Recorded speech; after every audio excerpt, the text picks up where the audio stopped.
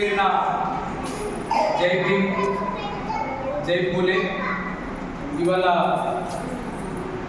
మహాత్మా జ్యోతిరావు పూలే గారి 199వ జయంతోత్సవం. మనం చాలామంది బర్త్డే జరుపుతాం. నెహ్రూ బర్త్డే, గాంధీ బర్త్డే, లేదు ఇంకా చాలామంది హిందువుల బర్త్డే జరుపుతాం. కానీ ఇవాళ స్పెషల్గా జ్యోతిరావు పూలే గారి బర్త్డే సమావేశాన్ని రవి గారు ఏర్పాటు చేశారు. ముందుగా రవి గారికి దళిత బంధు అభినందనలు. ఒక మారు మండలంలో, తెలంగాణలోనే అనేక సరిహద్దు మండలంలో ఇవాళ ఈ జయంతి సభను నిర్వహిస్తున్నారు. అక్కడ కాబట్టి కొద్దిసేపు మాట్లాడుతుంది. ఈయన మన పక్క రాష్ట్రం మహారాష్ట్రలో సతారా జిల్లాలో జన్మించింది. ఆయన చదువుకోవడానికి సమాజం ఒప్పుకోలేదు. ఆయన వాళ్ళ తల్లి చదివించాడు. మీ అందరికీ తెలుసు, కొంచెం వెనక్కి పోతే ఈ దేశంలో ఆడవాళ్ళు చదువుకోనికి వీల్లేదు, శూద్రులు చదువుకోనికి వీల్లేదు.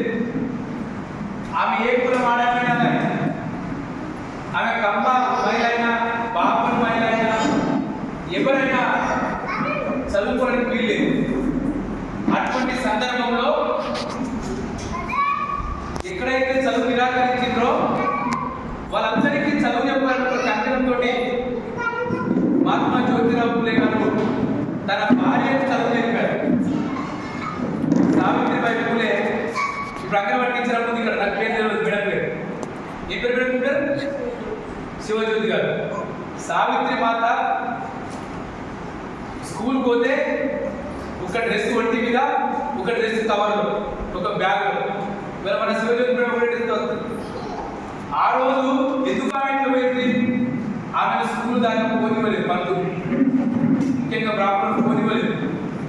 అయ్యయ్యో, ఆటోలకు చదువు నేర్పుతున్నావా, అంటారులో చదువు నేర్పుతున్నావా, నీకేం పోయే కాలము, నువ్వు ఉండవు బతుకోవాలి శమనాంతాలు పెట్టి. అంతటితో ఆగలేదు, దాడి చేసి పశువుల పెట్టెతో కొట్టిండ్రు, రాళ్ళతో కొట్టిండ్రు.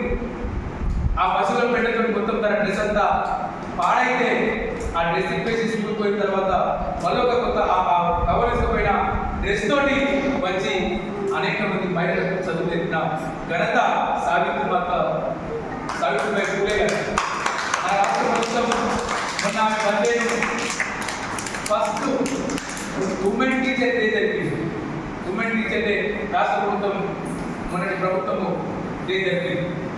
ఆమె అంత స్థాయికి ఎదగడానికి కారణం జ్యోతిరావు పూలే గారు. తన భార్యకి 1940లో 13 పెళ్ళైంది మన ఇద్దరికి. ఎంత గొప్ప నిర్ణయం చేసా వాళ్ళిద్దరు. ఇక మేము పెళ్లి చేసుకోవద్దు అని చెప్పి, ఎందుకు మేము కనుక పెళ్లి చేసుకుంటే మాలో స్వార్థం పెరుగుతుంది, మాకు కుటుంబ వ్యవహారం ఉంటుంది, ఇవన్నీ ఉంటాయని చెప్పి వాళ్ళు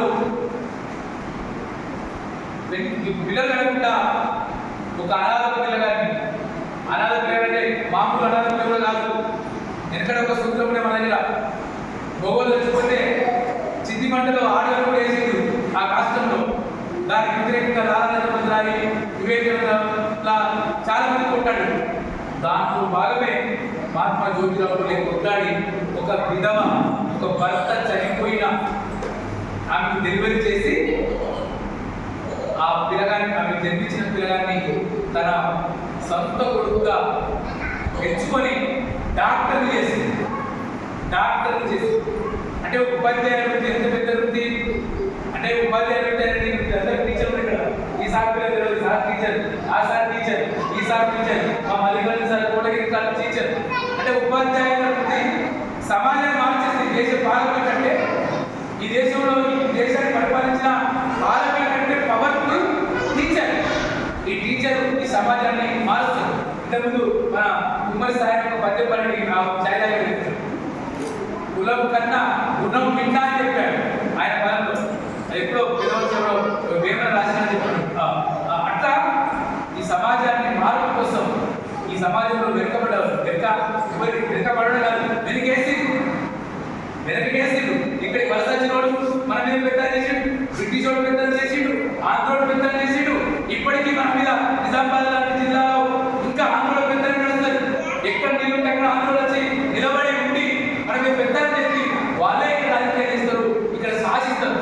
మనం ఎంపీపీ అయినా బీసీలు ఎంపీపీ అవుతారు, బీసీలు సర్పంచ్ అవుతారు, ఎస్సీలు సర్పంచ్ అవుతారు, మహిళలు సర్పంచ్ అవుతారు, జడ్పీసీ అవుతారు. నడిచేదంతా ఆధిపత్య కులాలు నడుస్తుంది. కానీ పవర్ లేని వాళ్ళం పదవు ఇంతకు మరి అక్కడ చెప్తున్నాడు, డాక్టర్ గారు చెప్తున్నాడు, మనమంతా పవర్ లేని సార్. నేను సర్పంచ్ అయ్యారు, జడ్పీసీ అయ్యారు, ఎంపీపీ అయ్యారు, కానీ అంతా ఆధిపత్య వర్గాలే నడుస్తారు. ఇది కింద మీద కావాలి, ఇది ఎంత కింద మీద కావాలని పూలే మహనీయుడు, సావిత్రి మాత, అదేవిధంగా దీనికంతా చట్టబద్ధం చేశారు.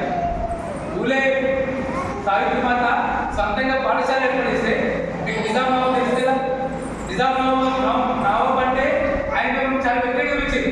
కానీ మొట్టమొదటి తెలంగాణలో నిజామాబాద్ స్కూల్ ఏర్పడేశాడు. హైదరాబాద్ గురుకుల లాంటి నిజామాబాద్ ఏర్పడేశాడు. తర్వాత చాలా మంది పెద్దలు ఏర్పడేశారు. అట్లా గురుకులే మహాత్మా సావిత్రిబాయి అమ్మ వీళ్ళు కూడా పాఠశాల ఏర్పడేసి ఆడపిల్లలకు దళితులకు అనేక అనగాని వర్గాలకు చదువు చెప్పారు. దీని అంతా చట్టబద్ధం చేశాడు బాబాసాహెబ్. చట్టం రాశాడు, రాజ్యాంగం రాశాడు. ఇక్కడ మనవాదం చదువుకోవాలని ఆ మనవాదం తగలబెట్టి ఒక భారత రాజ్యాంగం రాసి విద్య హక్కు చట్టం వచ్చింది.